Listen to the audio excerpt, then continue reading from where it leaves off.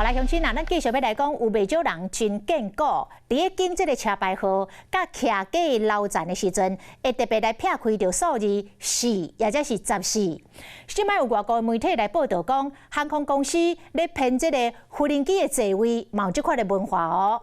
像这个西方的国家，上届禁期的数字是13，意大利甲巴西是禁期17。因为17伫个拉丁文有生命结束了的这个意思，也就是讲，有一寡航空公司考虑到世界各国的文化，所以无人机的座位的号码无第4排，嘛无第13排、14排甲第17排。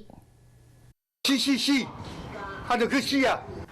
就是这个4号字号，感觉真碍叫，发音歹结调，想要换一块门牌。1路发，记得我99。开大钱标一个好号码，买车选牌嘛是为了讨一个好结调。当西方社会对特定的数字拢有禁忌，即马外国媒体有报道，连无人机顶的座位嘛有特别的设计。像西方文化认为13是不幸的数字，所以讲航空公司会跳过这个号码，12排直接接14排。意大利也是巴西会特别注意17，因为写做罗马的数字了，伫拉丁语的意思是生命结束啊。伫亚洲对4较敏感，因为这个发音听起来甲4有关联。我还好还好，就是会信，但是不会到那么信的程度。我觉得无所谓啊，就是一个数字，靠左道或是靠窗户这样就行了。就比较注重动线，就是希望能靠左道。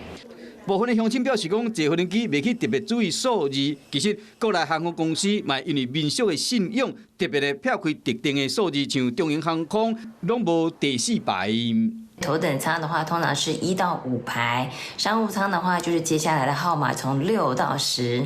可是之后的话，从经济舱开始的话，就会从20几号开始。这些西方人比较忌讳的一些数字是不会出现在飞机上的。数字伫无共款的文化中，代表各种无共款的意义。是讲咱乡亲坐无人机的时嘛，无需要欠算了，因为你无介意的数字，有可能是别人的幸运号码。Hello， 我是林仙怡。想要抢先掌握最及时的新闻资讯吗？赶快订阅、按赞、开启小铃铛，锁定华视新闻 YouTube 频道。